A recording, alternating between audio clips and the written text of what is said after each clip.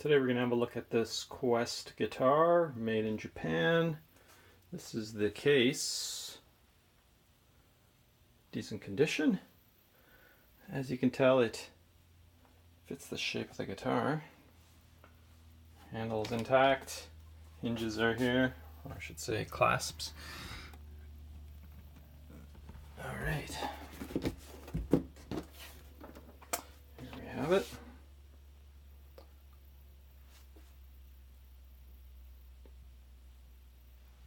So yes, it's a Quest ATAK 5.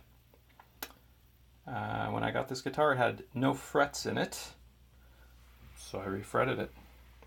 Somewhere around a 14-inch radius, I believe. And as you can see, these are quite wide jumbo frets. I shot some rattle can nitro over the neck after I fretted it, just to seal it up after all my sanding and leveling. I think I did all right. Obviously the guitar has a lot of scratching and denting. You can probably see under the fluorescent lights here all kinds of nicks and little pock marks and swirls and whatnot. Some little chips. There's a little bit of quick sloppy touch up on some chips. Don't laugh at me, but nail polish is your friend for touching up little chips quickly. I didn't go crazy, leveling them off with super glue or anything. Thought I'd just keep the attitude of the guitar as is. This pickup was totally discombobulated when I got it, disassembled, which I put back together. I found the neck needed to be pushed out slightly, so I have shims right here, moving the neck forward a bit. I had to do that to be able to set the intonation at all decently. You can see here it's quite far back, especially the low E and then the G. And this set of strings is an 8. So with this amount of shimming the neck forward, at this neck angle, with these back, with 8s, intonation's pretty good. Playing with it a bit more, maybe playing with the neck angle, a few other parameters like that might, yield a even better result as far as, using heavier gauge strings, but it is what it is right now. This bridge didn't originally come with it, but it is very similar to the one that came with it. It's from a Squier, Japanese Squier, from the 80s.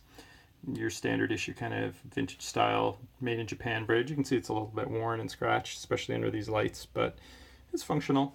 And I have it totally decked flat, as you can see, just for tuning stability.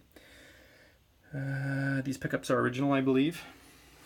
The knobs, I don't know what they originally were on this guitar, but these were two that I happen to have in my box of stuff, so I put them in. Switch, again, I don't know if it's original, but it is functional. I just put a big brass washer underneath the input jack because there's a little bit of chipping here, so I thought that looked better. So let's take another look.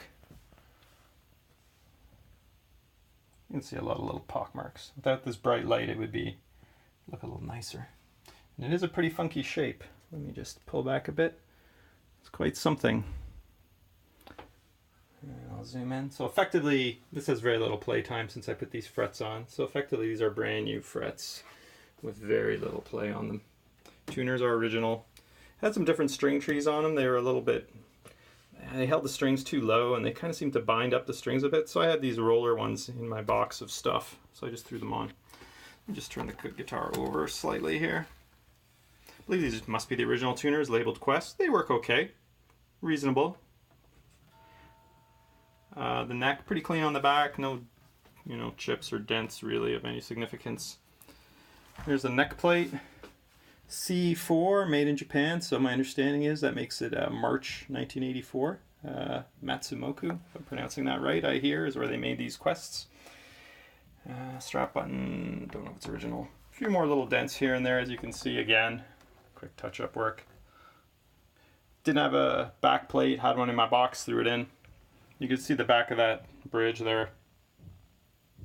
Made in Japan.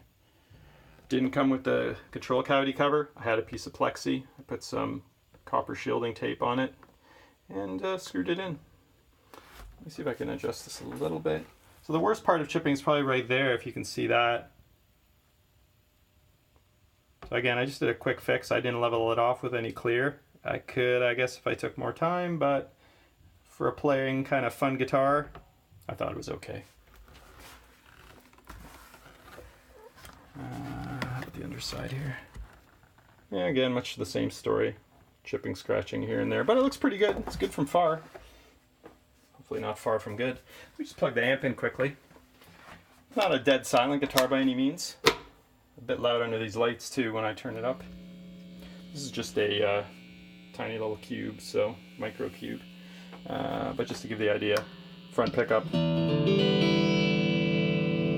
Together, it sounds pretty out of phase. You can see the volume drops off quite a bit between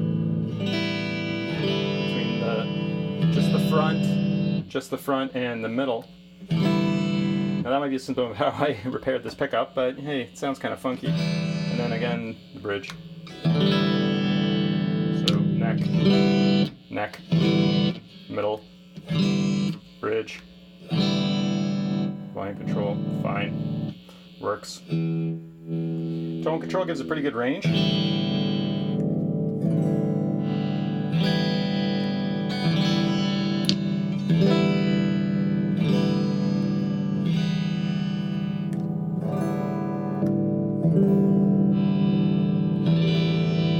Yeah, so there you go. Pretty funky guitar. Functional, not bad. I like it.